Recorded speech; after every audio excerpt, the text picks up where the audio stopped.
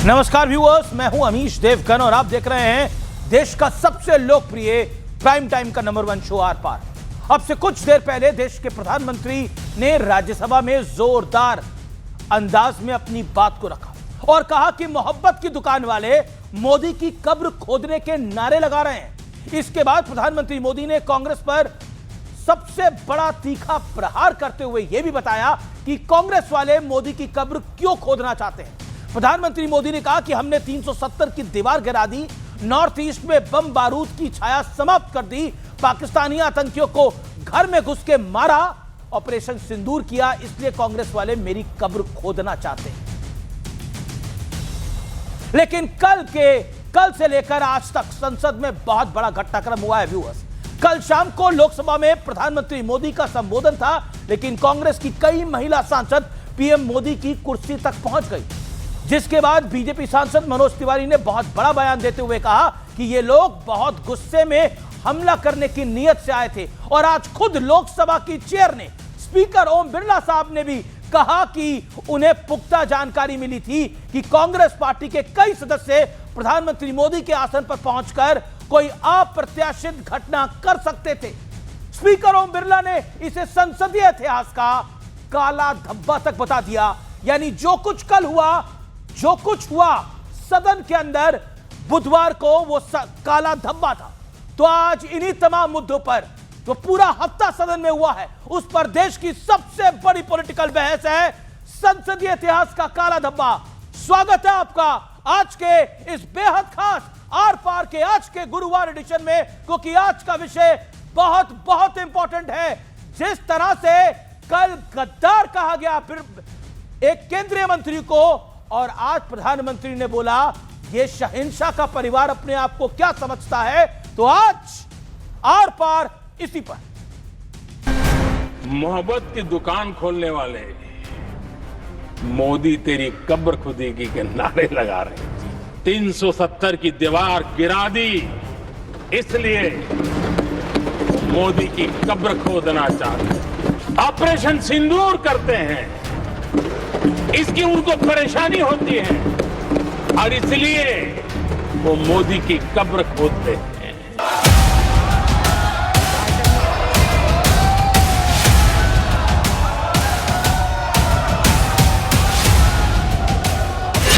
PM की seat की तरफ मार्च।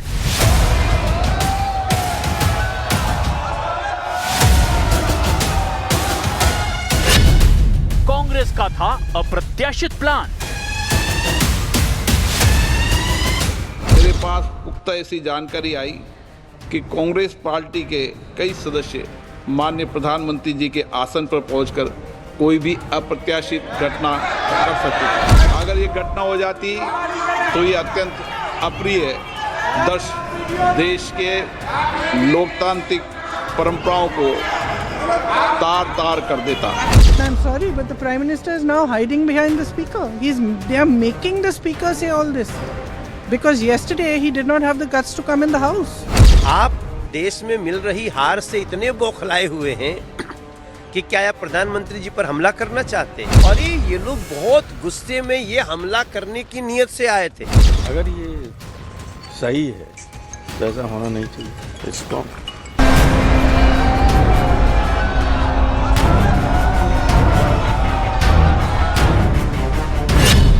संसद में अबोध बालक वर्सेस बंधुआ मजदूर। अपनी पार्टी को अबोध बालक का बंधक मत बनाइए, बंधक मत बनाइए। अबोध और अहंकार ये दोनों बड़ा डेडली मिक्सचर होता है, तो इससे बच करके रहे। अरे आपकी पार्टी तो ऐसी है किसको बोलने का ही नहीं, आपको तो मोदी जी ने बंधक कर दिया है।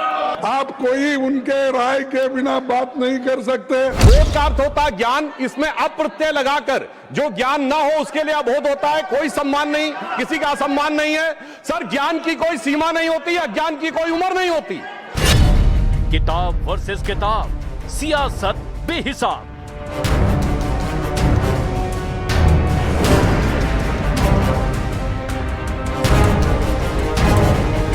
एलओपी को प्रेसिडेंशियल एड्रेस में नहीं बोलने दिया।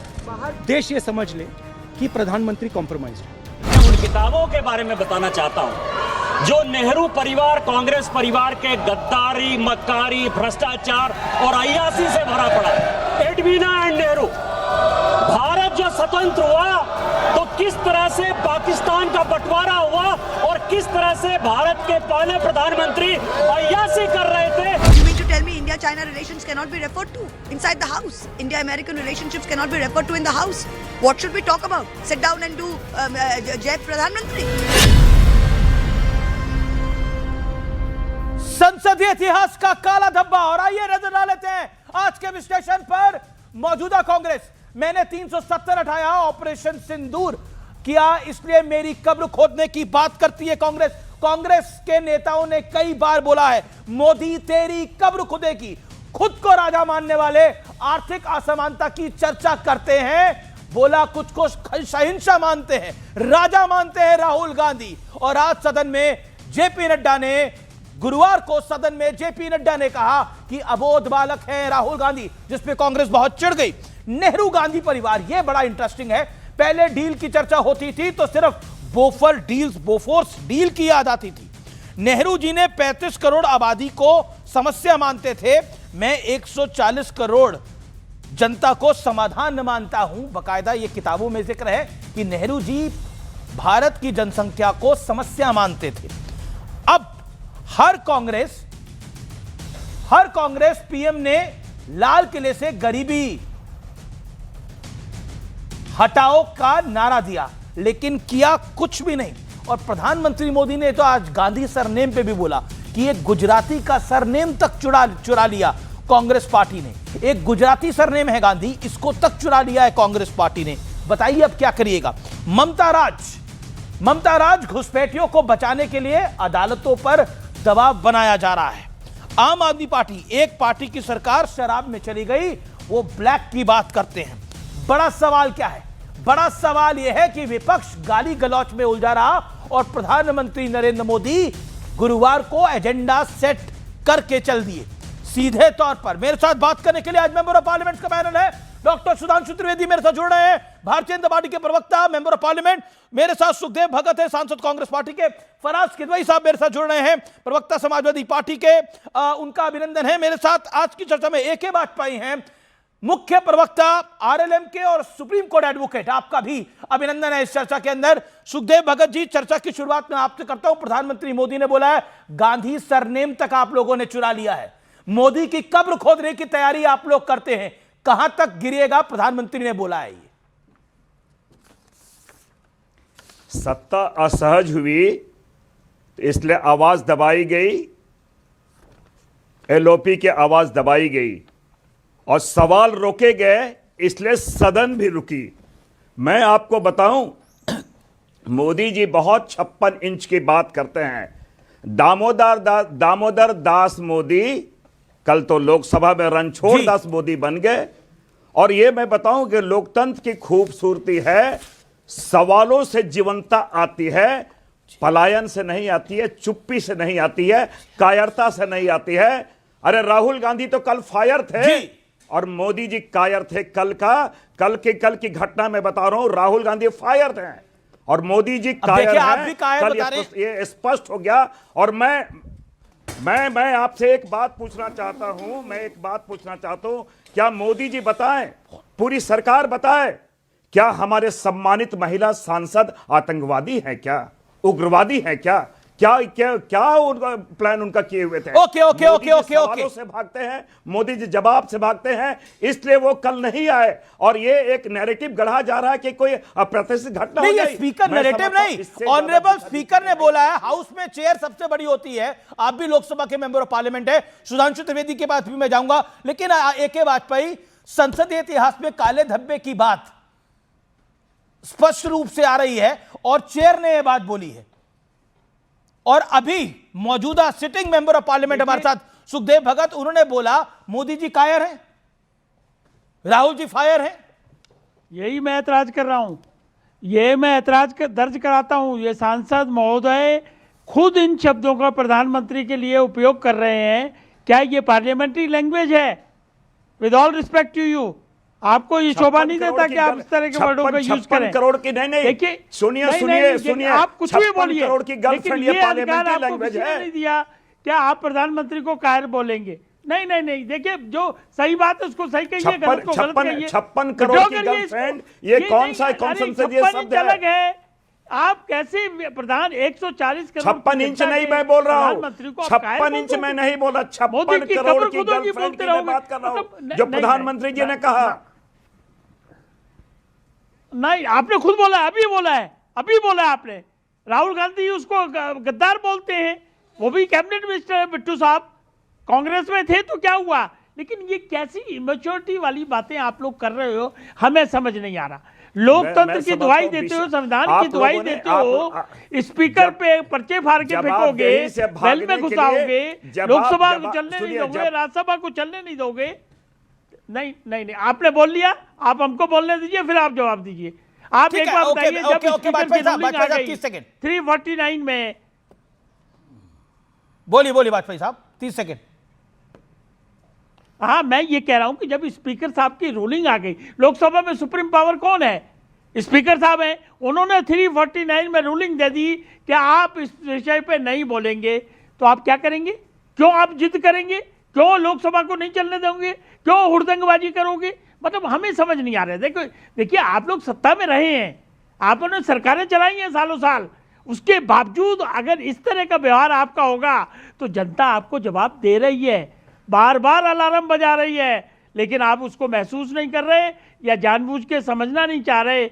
उल्टे फुल्टे आरोप लगाओगे, देश को बदनाम करने की कोशिश करोगे, और आप चाहते हो कि जनता आपके साथ खड़ी होगी। ठीक है, ओके, एक बात पे आपने भी बात, लेकिन सुखदेव भगत साहब, विद ऑल ड्यू रिस्पेक्ट, आपसे मैं एक सवाल पूछना चाहता हूं।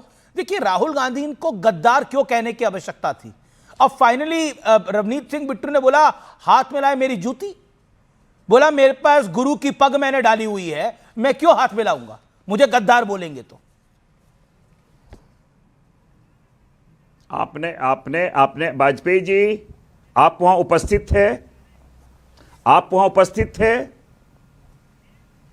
पर वीडियो सबने देखा, उस जगह पे जो बातें हुई आप उपस्थित थे?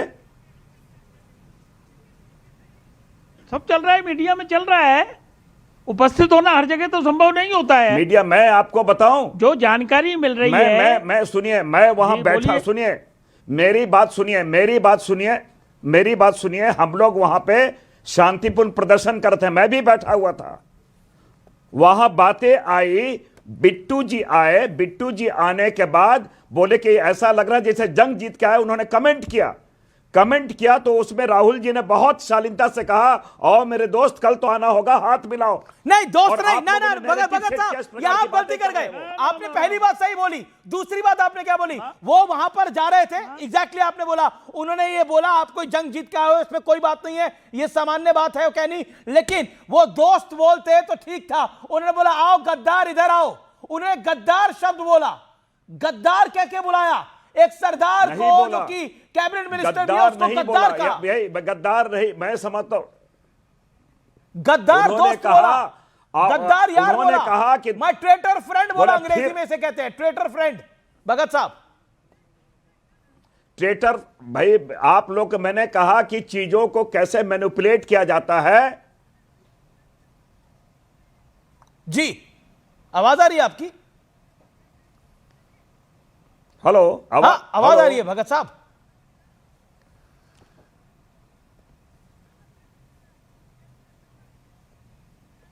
भगत साहब बोलिए, आवाज आ रही है आपकी? सुखदेव भगत जी, मेरी आवाज आ रही है आपको? हाँ बिल्कुल आ रही है, स्पष्ट रूप से आ रही है, बोलिए। हाँ, मैं बोल रहा हूं, चीजों को आपने क्यों की? क्योंकि आपने जो, हेलो, इनकी नरवाने जी के बुक के बारे जब आप लोगों ने नहीं बोल पाया तो एक कहानी गढ़ी गई कि कैसे विषयांतर की जाए। मैं आपको पूरी जिम्मेवारी के साथ इस बात को बोल रहा हूं। तो नहीं, आपने बोला विषयांतर हो रहा था तो राहुल जी इस विषयांतर में मदद कर रहे थे। राहुल जी ने तो गद्दार बोला ना, बिट्टू ने थोड़ी बोला गद्दार किसी को, राहुल गांधी ने तो गद्दार बोला। किसने कहा गद्दार बोला? ये सारी मनगढ़ंत बातें हैं, सारी मनगढ़ंत बातें हैं। मैं ऑडियो सुनवा देता हूं, ऑडियो सुनवा दूं अगर आप सुनने को तैयार हैं। ऑडियो सुना दूं? आप सुनाए उन्होंने, आप सुना निश्चित रूप से ऐसे ठीक है, करके। आपने बोला मैं तो आपका पीछे सम्मान बैठा करते हुए था, मैं ऑडियो को प्ले करता थर्ड रो हूं, में मैं ऑडियो बैठा को हुआ प्ले था। करता हूं। प्रधानमंत्री ने भी और कई बड़ी सारी बातें बोली हैं, गांधी सरनेम चुरा लिया, लेकिन पहले आप ऑडियो में प्ले ऑडियो प्ले करता हूं। करें ओके, ना। ऑडियो और वीडियो दोनों प्ले करिए प्लीज यार, do it right away for the honourable member of parliament. Here is a traitor walking right by. Take a look at your face. That's what it looks like. Hello, brother. My traitor friend. Surrender. Sukhdev Bhagat ji categorically सुनाई दे रहा है, अंग्रेजी में मैं बोल देता हूं, here is the traitor walking here by, right by, here is the traitor walking right by. ये कैटेगोरिकली शब्द है। वो देखो गद्दार आ रहा है, वो देखो गद्दार आ रहा है, इसका हिंदी में अनुवाद होता है। आप उसके पहले वाली बात भी सुनाए ना, आप एक लाइन क्यों, उसके पहले भी लाइन सुनाइए। मैंने तो पूरा सुनाया, मैंने तो पूरा सुनाया।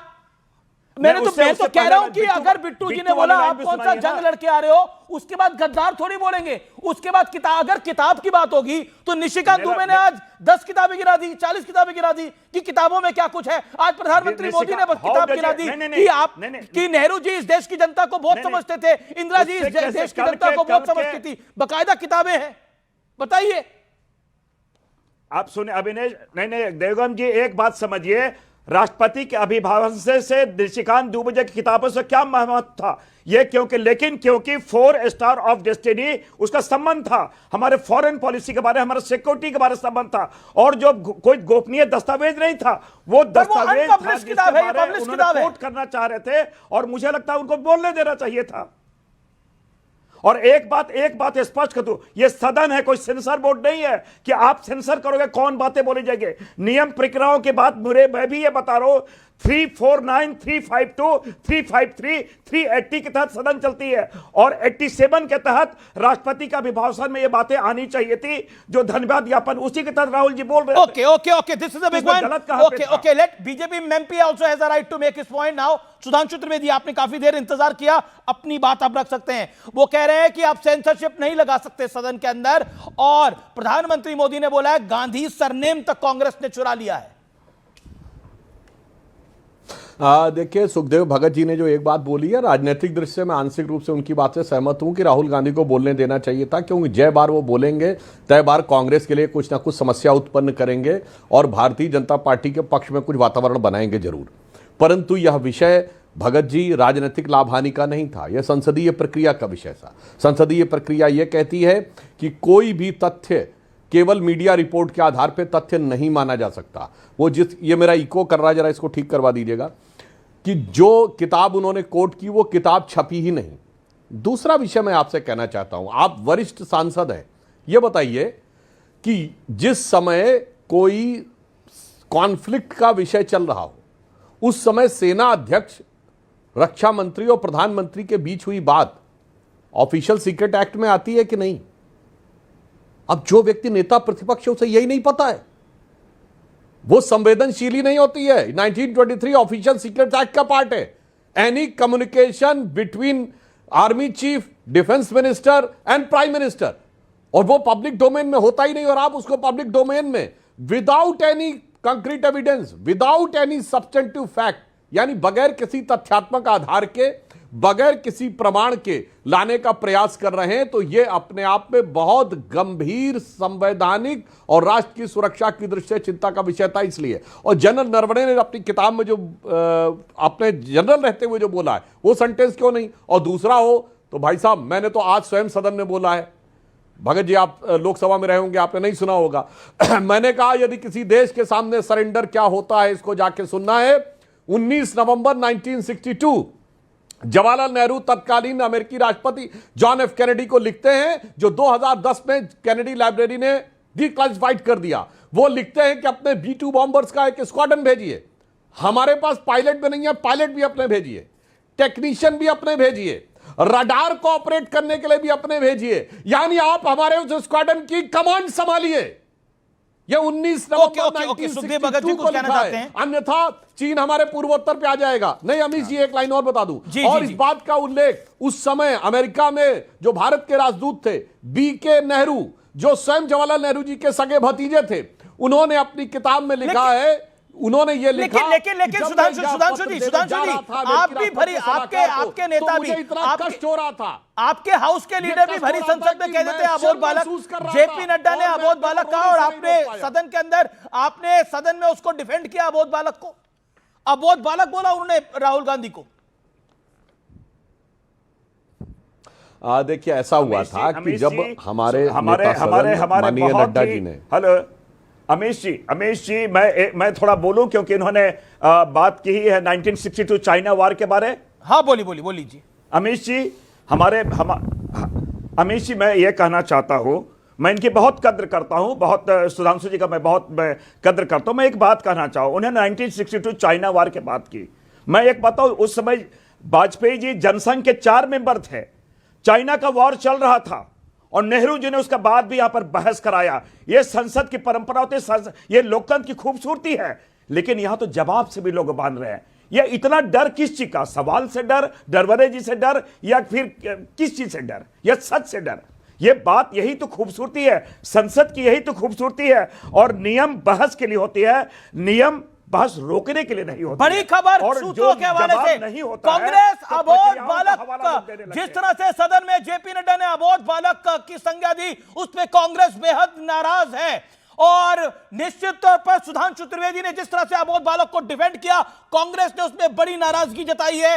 अबोध बालक जैसे शब्द सदन में नहीं आने चाहिए। सीधे तौर पर सुधांशु त्रिवेदी, कांग्रेस नाराज है आपसे और जेपी नड्डा से, किस तरह की भाषा का इस्तेमाल कर रहे हैं? हाँ मैं बताना चाहता हूं।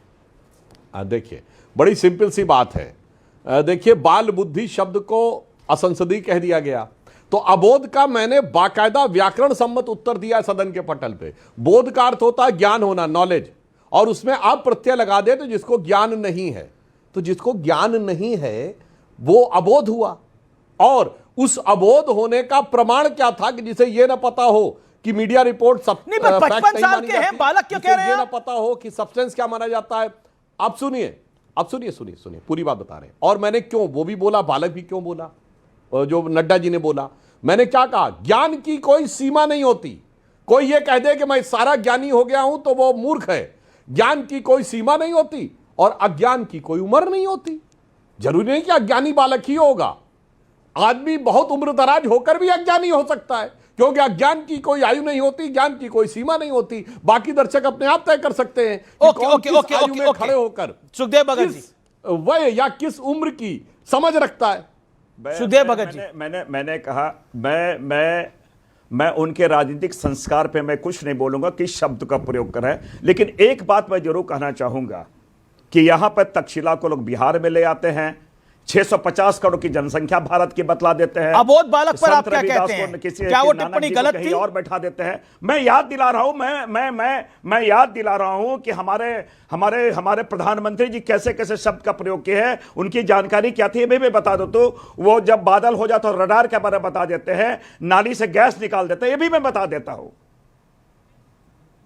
नहीं, पर अबोध बालक आपको लगता है, आप कांग्रेस की नाराजगी है, क्या आपको लगता है यह शब्द उचित नहीं था? क्या उन्हें लगता है कि बहुत अच्छे शब्द का प्रयोग उन्होंने किया है? क्या राजनीतिक संस्कार ये कहते हैं क्या? मुझे लगता है, मैंने कहा कि कांग्रेस पार्टी अपनी राजनीतिक मर्यादा भी समझती है, राजनीतिक बातों को भी जानती है। मैं इसलिए कह रहा हूं, लगातार क्या मैं इसलिए इस बात को कह रहा हूं, हेमंत बिस्वा शर्मा जी अगर कह सकते हैं, इनके मुख्यमंत्री कह सकते हैं मुस्लिमों से इतना तंग करो, 4 रुपया दो, 5 रुपया भाड़ा बनता है। अगर कोई जातिगत बातें करते हैं तो ये तो उनके संवैधानिक पद पर रहने वाले संविधान के उनके लोग, अगर तो आपके एक सिटिंग सीएम ने बोला है कांग्रेस मुसलमानों के लिए है और मुसलमान कांग्रेस के लिए है, रेवंत रेड्डी ने। ओके, हाँ देखिए सुखदेव जी, हेमंता विश्व शर्मा जी ने कहा कि मियां मुसलमान आसाम में उन मुसलमानों को कहते हैं जो पाकिस्तान और बांग्लादेश से आए हैं। अब आपका दिल धड़कता है उनके लिए तो बड़ी गंभीरता की बात है। क्यों? वो स्वाभाविक है। आप सबसे बड़ी जीत 2024 में कहां पाए थे? असम की धुबरी सीट पे आपके रकीबुल हसन 10,25,000 से जीते थे। और धुबरी बरपेटा का इलाका वो है असम का इलाका जहां सबसे भारी डेमोग्राफिक परिवर्तन हुआ है। आप खंडित करके कुछ लोगों के लिए धड़कता है। अब हमने सर अपने अपने टर्न पे बोले। आपके दिल धड़कने के मैं प्रमाण देता हूं, सब प्रमाण। पहली बात, आप सबसे बड़ी जीत कहां से पाते हैं, किस जगह पाते हैं? वो सीट जहां पर कि बांग्लादेशी घुसपैठियों की वजह से सबसे बड़ा जनसंख्या का परिवर्तन हुआ, उस धुबरी सीट पे आप 10,25,000 से जीतते हैं। दूसरा, आपने हरियाणा में सबसे बड़ी जीत कहां पाई? ममन खां 98,000 से जीते, हुड्डा जी 70,000 से जीते, ममन खां 80,000 से जीते। और आपका दिल क्या धड़कता है? जब सत्ता में रहते हैं तो मुस्लिम should have first right over the national resources of India, Manmohan Singh कहते हैं। और जब राज्य की सत्ता में आ जाते हैं तो रेवंत रेड्डी कहते हैं कांग्रेस मतलब मुसलमान, मुसलमान मतलब कांग्रेस, कांग्रेस की ताकत मुसलमान, मुसलमान की ताकत कांग्रेस। उसके बाद आप कहते हैं आप सबकी बात कर रहे हैं। मुझे लगता है देश की जनता को पुनः अबोध नहीं समझना चाहिए। देश की जनता का बोधगम्य बहुत उत्तम स्तर का है, देश की जनता का बोध बहुत उत्तम स्तर का है महोदय। इसलिए आप ये मत समझिए कि इस रंग की बातों से, इसीलिए मैं और आपको एक और बात कह दूं, अमित जी, आज प्रधानमंत्री जी ने यह बात कही कि मोदी की कब्र ये क्यों खोदना चाहते थे। उन्होंने बहुत से कारण गिनाए कि पूर्वोत्तर में जो गोली और बंदूक का दौर था, वहां से शांति और विकास का दौर आ गया, इसलिए मोदी की कब्र खोदनी थी, धारा 370 वगैरह वगैरह। मगर एक बात मैं पुनः कह दूं, आपके टीवी शो पे मैं कह भी चुका हूं, मोदी जी को गाली देने में भी भाई साहब आप लोगों की दाद देनी पड़ेगी, तारीफ करनी पड़ेगी कि आप लोग अपने वोट बैंक का पूरा ध्यान रखते हैं। आपने ये कहा कि मोदी की कब्र खुदेगी, जबकि हिंदू धर्म में कब्र नहीं खुदती है, भस्म होते हैं। हिंदू धर्म में कहा जाता किसी को नाराज हो जाओगे, जाओ भस्म हो जाओगे, मगर यह नहीं कहा कि मोदी भस्म हो जाएंगे। मोदी की कब्र खुदेगी, हिंदुत्व की कब्र खुदेगी। साहब ये मानना पड़ेगा कि मोदी जी के प्रति नफरत के समय सुखदेव भगत तराजू में तौल के बयान देते हैं कि आपके वोट बैंक को अच्छा लगे। ओके, देखिए सुधांशु जी काफी ज्ञानी पुरुष हैं, इसमें कहीं दो राय नहीं है, लेकिन वह हिंदी में एक शब्द आता है, शब्दार्थ और भावार्थ। कब्र खुदेगी वाली बात में एक राजनीतिक रूप से अगर किन्हीं का पराभव होता है तो ये भावार्थ था, ये शब्दार्थ नहीं था। लेकिन अगर मैं समझता हूं कि ये अगर भस्म और कब्र में भी बांट रहे हैं तो मैं समझता हूं कि ये तो कहीं किसी भी चीजों को कैसे या तो किसी जाति में बांट सकते हैं, कैसे हिंदू मुस्लिम बांट सकते हैं। मैं समझता हूं भारतीय जनता पार्टी सुधांशु जी से बेहतर कौन समझ सकता है। यही 80-20 के बात भी यही करते थे, कपड़े से पहचाना जो यही करते थे। मैं तो आज भी करूंगा, जो भारत वसुधैव कुटुंबकम की बात करते हैं उसमें ये इस प्रकार डिवीजन की बात करते हैं। भगत साहब, सुखदेव भगत जी, लेकिन मोदी की कब्र खोदनी क्यों है? मैं सुन रहा हूं। रवनीत बिट्टू को गद्दार कहना ही क्यों है? ये मतलब रवनीत बिट्टू को गद्दार कहा, वीडियो में कैच हुआ। मोदी की कब्र खुदेगी एक बार ही नहीं, कई बार हो चुका है।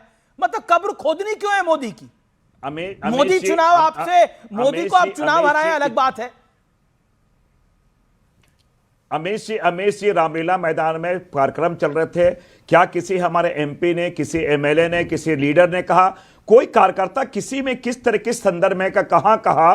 और ये निश्चित रूप से हम शब्दों की मर्यादा रखते हैं हम लोग कभी, लेकिन मैंने कहा जो बातें आई थी वो एक होता कि आपकी भी राजनीतिक रूप से आपकी सीनियर लीडरशिप मौजूद थी, आपकी सीनियर लीडरशिप मौजूद थी जब इंडिगो की जब फ्लाइट के अंदर पवन खेड़ा का पूरा विवाद हुआ था, पवन खेड़ा जी का पूरा विवाद हुआ था, आपकी सीनियर लीडरशिप मौजूद थी। वो कह रही थी मोदी तेरी कब्र खुदेगी। कोई सामान्य नेता नहीं थे। रवनीत बिट्टू को गद्दार किसी सामान्य नेता ने नहीं बोला, राहुल गांधी ने बोला गद्दार, ये राहुल गांधी जी ने बोला उनको गद्दार। आवाज मेरी जा रही है? हाँ आ रही है,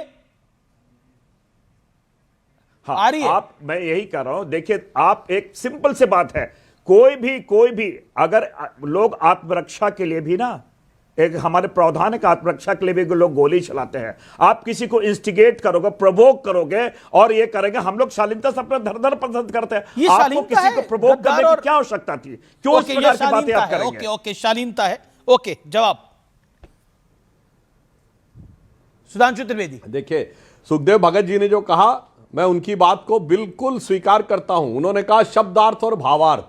अरे महोदय, इसमें भावार्थ, निहितार्थ और गूढ़ार्थ सब कुछ वही था जो मैं कहने का प्रयास कर रहा हूं। बिल्कुल, आपने बहुत सही कहा। अगर दोनों शब्द समान थे तो एक ही शब्द का चयन क्यों? अरे भाई ये लगातार इको कर रहा है, इसको ठीक करवा दीजिए। अगर दोनों शब्द समान थे तो एक ही शब्द का चयन क्यों हुआ? और मैं दर्शकों के लिए बता दूं अमित जी, दोनों समान नहीं है। हमारे यहां भस्म होते हैं यानी मास एनर्जी में कन्वर्ट होता है, जहां कब्र बनती है वहां मास मास में कन्वर्ट होता है, जो ओल्ड एंड आउटडेटेड साइंस हो गई।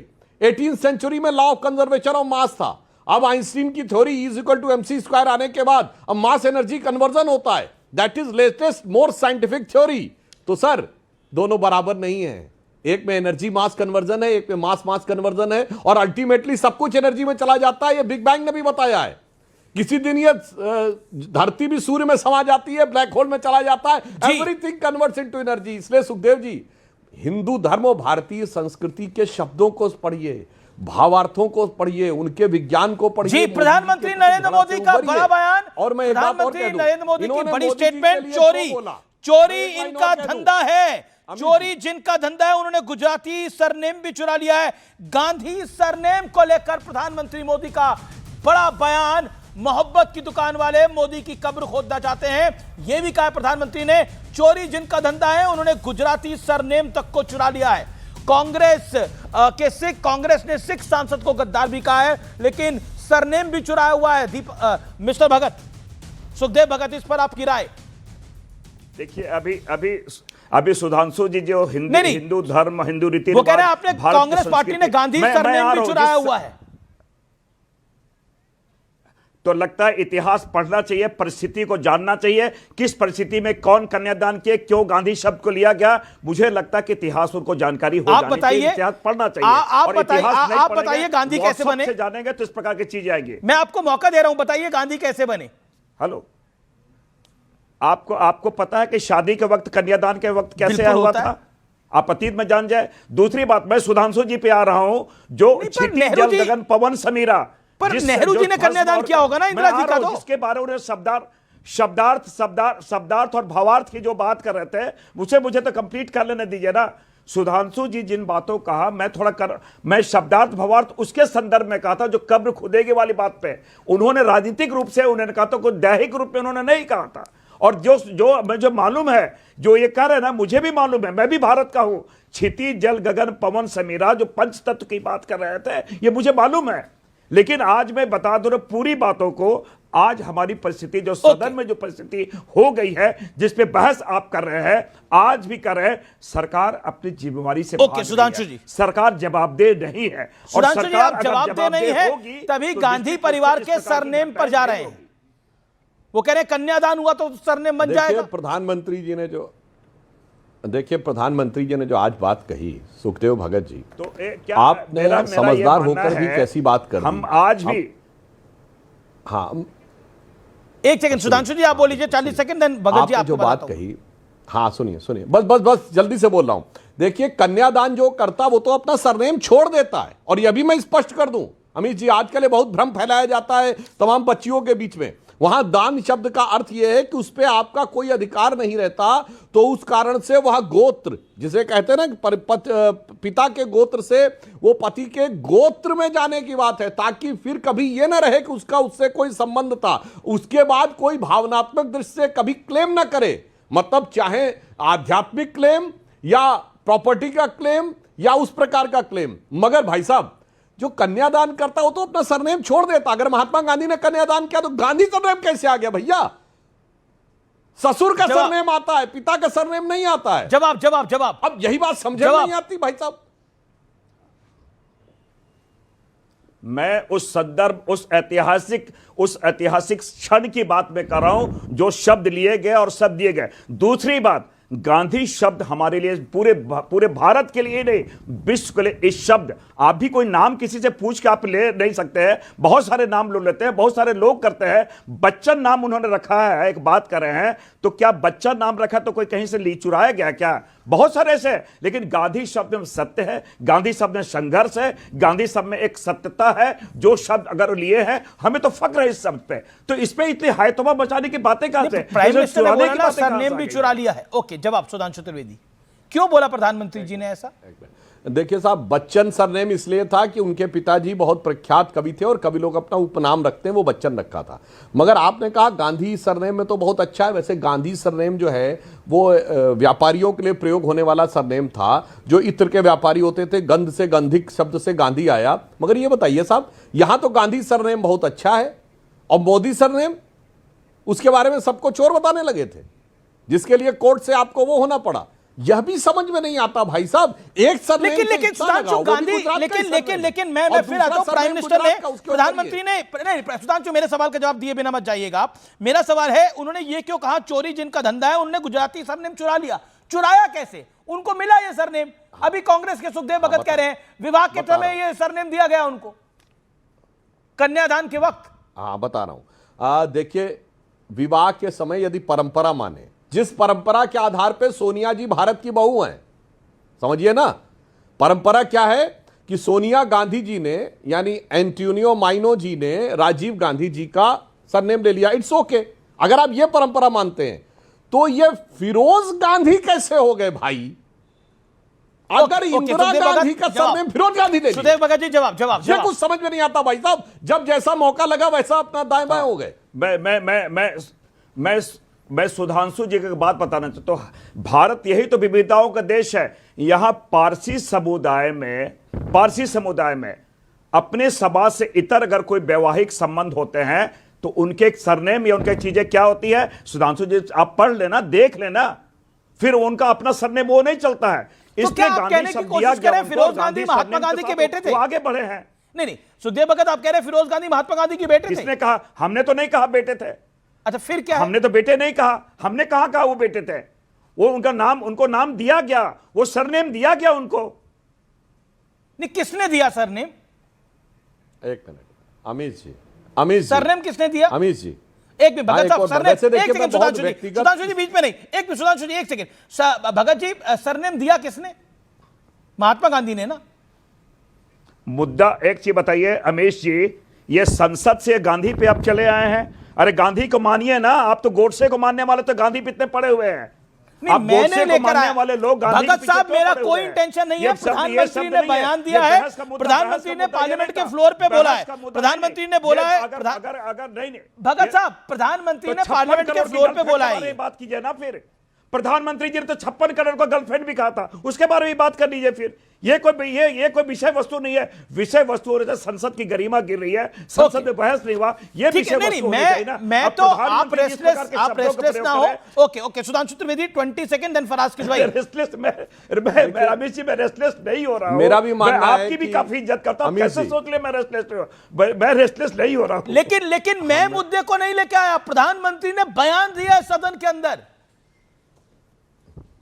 देखिए हम ये कह रहे हैं, हम भी इतनी विवेचना में नहीं जाना चाहते, पर सिर्फ एक बात कहना चाहता हूं, यदि यह दावा सही मान लिया जाए हर वक्त फिरोज गांधी जी को गांधी प्रधानमंत्री जी का हर वक्त ये कोई इस शब्द से कोई प्रोडक्टिव कोई ऐसी चीजें नहीं आ रही है किसके हर चीज। प्रधानमंत्री ने क्यों बोला सुधांशु जी प्रोडक्टिव नहीं आ रहा था? 10 सेकंड्स।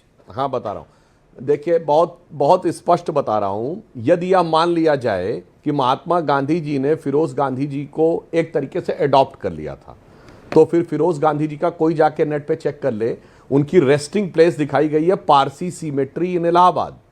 तो भाई साहब अगर गांधी जी के वो अडॉप्टेड सन भी मान लिए जाए तो उन्हें हिंदू हो जाना चाहिए था, फिर पारसी सिमेट्री में कैसे? अरे बड़ा घालमेल झोल झाल है, छोड़िए इस बात को, मुद्दे पे आते हैं, आज राजनीति के विषय के ऊपर आते हैं। वो मैं बताना चाहता हूं कि प्रधानमंत्री जी ने एक और गंभीर बड़ी खबर, शिवसेना शिंदे गुट ने प्रधानमंत्री पर हमले की साजिश को घटिया सोच बताया है।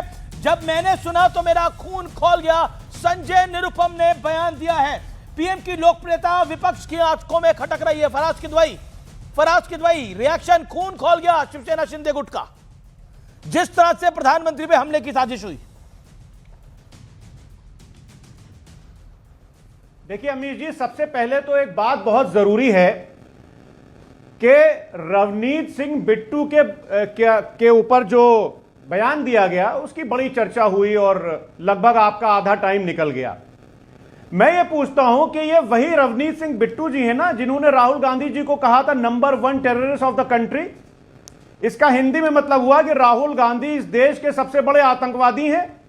तो अगर राहुल जी ने उनको कांग्रेस छोड़ने पर गद्दार बोला और यह परसेप्शन बनाया जा रहा है कि उन्होंने सिख समाज के लिए बोल दिया, तब तो रवनीत सिंह बिट्टू ने इसका मतलब इस देश के पूरे ब्राह्मण समाज को बोल दिया।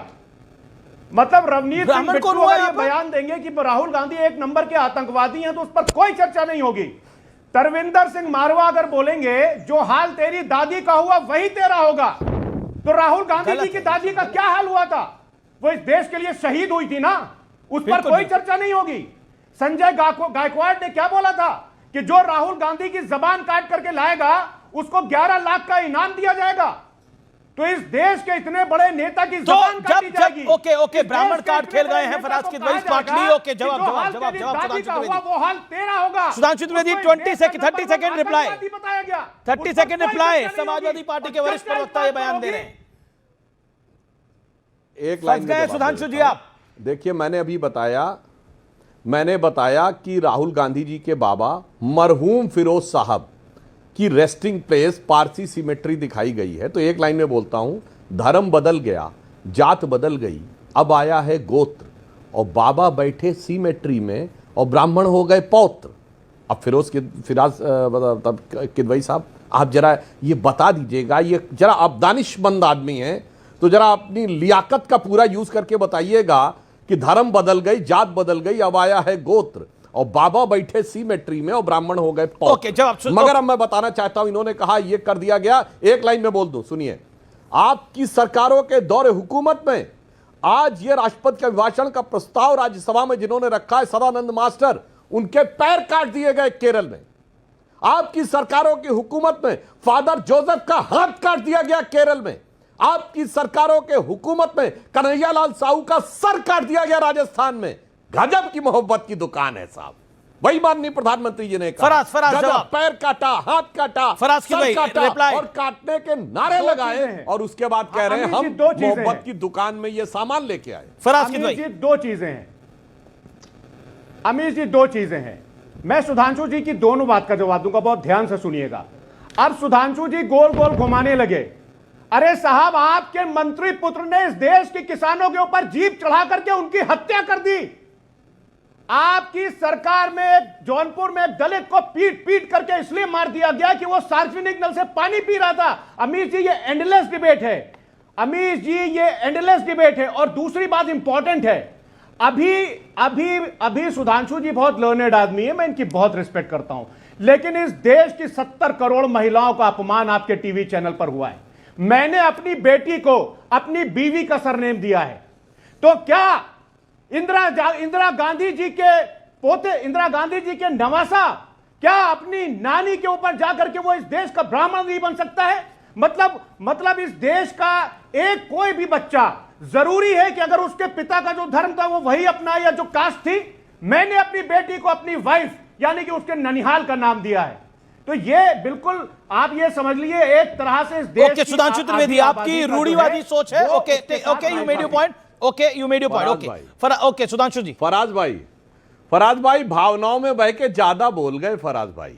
चलो तो बताइए, सोनिया गांधी एलायंस एंटोनियो माइनो के बेटे राहुल गांधी का नाम क्या होना चाहिए? सरनेम बोलो फराज भाई, बोलो। सोनिया गांधी जिनका ओरिजिनल नाम है एंटोनियो माइनो, उनके बेटे राहुल का सरनेम बोलो भाई। बोलिए। अमीर जी मैं वही बोल रहा हूं। देखिए ये चॉइस की बात है। मैंने अपनी डॉटर को अपनी वाइफ का सरनेम दिया। सुनिए, बड़ी गजब चॉइस है। अरे सर सुनिए, बात तो सुनिए। अरे अमीर जी देखिए, ऐसे नहीं, मैंने बहुत क्वाइटली सुना सबको। अभी और बहुत मुद्दे आपको गिनाने। दूसरे मुद्दे पर आ जाते हैं, अबोध बालक। इस देश के एलओपी को अबोध बालक कहा जा रहा है, कोई बात नहीं, लेकिन आपके चैनल के माध्यम से मैं ये एक बात बोल दूं कि इस देश को एक अधेड़ बुजुर्ग के हाथों की कठपुतली ना समझा जाए। इस देश को एक अधेड़ बुजुर्ग के हाथों की कठपुतली ना समझा जाए। ठीक है, बिल्कुल। मैं फिर कह रहा हूं, ये सरनेम के विषय में बार बार आप लोग आ रहे हैं, वो विषय सुधांशु आपके पास आता हूं। कुलदीप कुमार आम आदमी पार्टी के प्रवक्ता भी हैं, सिटिंग 3 टाइम एमएलए भी हैं, उनका मैं रुख करता हूं। कुलदीप, क्या आपको लगता है कि जिस तरह से सदन के अंदर गद्दार शब्द का इस्तेमाल हुआ हाउस के बाहर, उसका विषय बड़ा बन गया है, और जिस तरह से प्रधानमंत्री ने उस पर टिप्पणी करी? कुलदीप जी। देखिए, मुझे तो अमीश भाई आज ऐसा लग रहा है कि संसद में देश के प्रधानमंत्री जी ने संजय सिंह जी के ऊपर व्यक्तिगत हमले किए। आज अरविंद केजरीवाल जी के ऊपर व्यक्तिगत हमले किए। आपने देखा आज प्रधानमंत्री जी ने कैसे व्यक्तिगत हमले अरविंद केजरीवाल जी संजय सिंह पे सदन में करने का काम दिए। संजय सिंह पर कैसे हमला किया? अगर एप्स्टीन फाइल के ऊपर आप सुनिए, प्रधानमंत्री जी का भाषण उठा के सुनिए, क्या बोला? प्रधानमंत्री जी का पूरा वक्तव्य सुनिए आप। क्या उन्होंने संजय जी का नाम नहीं लिया? ओके, राज्यसभा में सुधांशु जी जब भाषण हो रहा था आप मौजूद थे, संजय सिंह का नाम लिया, सिर्फ यस और नो बोलिएगा, मैंने नहीं सुना। नहीं, उन्होंने नाम नहीं लिया। ओके ठीक है, मगर कुलदीप कुमार जी ने उड़ता हुआ तीर पकड़ लिया। कैसे? उन्होंने उड़ता तीर पकड़ लिया। आपने उड़ता तीर कैसे पकड़ा? उन्होंने नाम नहीं लिया। कुलदीप भाई, आपने उड़ता तीर कैसे पकड़ा? अरे हाँ, कोई बात नहीं, प्रधानमंत्री जी व्यक्तिगत हमले कर रहे हैं। प्रधानमंत्री जी इतने परेशान हो गए। अगर संजय सिंह जी ने एप्स्टीन फाइल का जिक्र वहां कर दिया और प्रधानमंत्री जी से जवाब मांग लिया तो कौन सा गुनाह कर दिया उन्होंने? बताइए आप। अरे गुनाह कर दिया उन्होंने? अरे प्रधानमंत्री जी को बड़ा दिल दिखा के जवाब देना चाहिए सदन के अंदर। कुलदीप कुमार, आपकी बात मैंने सुनी। आपको आपत्ति किस बात पर है? क्या बोला प्रधानमंत्री पे जिस पर आपको आपत्ति है? वो प्रधानमंत्री जी सदन के अंदर अरविंद केजरीवाल जी पर व्यक्तिगत हमला कर रहे हैं। क्या? वो कह रहे हैं कि शराब घोटाले की बात कर रहे हैं, वो बात कर रहे हैं, टिकट ब्लैक करने की बात कर रहे हो। क्या बात कर रहे हैं प्रधानमंत्री जी? व्यक्तिगत हमले कर रहे हैं। प्रधानमंत्री ने शराब घोटाले की बात करी थी। एक सेकंड, आप कह रहे हैं शराब घोटाला is equal to Arvind Kejriwal, ticket black is equal to Sanjay Singh. वो बिल्कुल व्यक्तिगत हमले कर रहे हैं। व्यक्तिगत हमला ही तो है। उनके पास कोई प्रूफ है क्या इस चीज का? बताइए, कोई सबूत है उनके पास, प्रधानमंत्री जी के पास? ओके, सुधांशु त्रिवेदी जवाब। व्यक्तिगत हमला था, टिकट ब्लैक करना, टिकट का तो नाम नहीं लिया। मेरी रिसर्च टीम मुझे बता रही है, प्रधानमंत्री ने बोला एक पार्टी की सरकार शराब में चली गई, वो ब्लैक की बात करते हैं। प्रधानमंत्री ने टिकट ब्लैक का जिक्र नहीं किया सदन के अंदर। प्रधानमंत्री ने टिकट ब्लैक का जिक्र नहीं किया। ये है उड़ता तीर। ओके, जवाब Sudhanshu Trivedi on screen. Sudhanshu Trivedi 30 second sharp. देखिए, शराब घोटाले देश में कई जगहों पे हुए सर। कर्नाटक में भी एक शराब घोटाला हुआ है, आंध्र प्रदेश में भी शराब, छत्तीसगढ़ में भी हुआ है। मगर गजब का तीर आपने पकड़ा। शराब घोटाले वाली पार्टी, मतलब इन्होंने अपनी पार्टी को स्टैंप कर दिया कि शराब घोटाले वाली पार्टी है, चाहे शराब घोटाले किसी भी राज्य में हुए हो। और जहां तक कुलदीप भाई एप्स्टीन फाइल का जिक्र है, तो संजय सिंह का ऑन द स्पॉट राज्यसभा में जवाब मैं नहीं दिया था। ब्लैक की बात, आपने ब्लैक की बात भी करी। कहा था कि एक प्रधानमंत्री, आपने अपने टर्न पे बोलिए। जब संजय सिंह ने यह विषय उठाया था तो मैंने ही तत्काल कहा था कि एक विकृत यौन मानसिकता के सजाए याफ्ता अपराधी का नाम कोट करना सदन के पटल पर सदन का अपमान है। दूसरा, मैंने कहा कि जहां तक प्रधानमंत्री जी की बात है, मिलियंस ऑफ ईमेल में not even a single email, कोई एक मैसेज नहीं, कोई एक टेलीफोन कॉल नहीं, कोई एक मुलाकात नहीं। और अमेरिका के डिपार्टमेंट ऑफ जस्टिस ने भी यह कहा कि वो सेंसेशनल फॉल्स क्लेम करता है। उसके बाद हमने कहा कि 2017 में इजराइल की यात्रा थी, एक मुलाकात आधिकारिक है, तो वो सारी बात बता दी गई थी। भाई साहब, काहे कुलदीप जी? नहीं, पर ये ब्लैक की बात कैसे आई? ब्लैक की बात कैसे आई सुधांशु? 10 सेकंड्स। देखो, शराब घोटाले वाली पार्टी मान लिया, ये ब्लैक की बात क्यों आई? उसमें संजय सिंह का नाम लिया क्या? टिकट ब्लैक की बात करी प्रधानमंत्री ने। अब देखिए, ब्लैक का मतलब काला होता है, काला का मतलब काला धन भी होता है। और क्या होता, फिर मैं कह रहा हूं। शुक्रिया। मैं ब्रेक के लिए रुक रहा हूं, ब्रेक के बाद वापस आ रहा हूं।